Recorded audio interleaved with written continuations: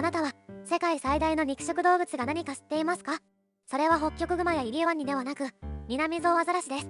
体長は6.5メートル、体重は5トンにも達し、草食のアフリカゾウと同等です。その巨大さの理由は、水中で獲物を捕まえるからです。また、彼らは非常に強く、オス同士がメスをめぐって戦い、時には命を落とすこともあります。さらにサメを食べることもあり、大人になるとほとんど敵はいません。そして、深さ2000メートルまで潜ることができ、120分間も潜水することができます。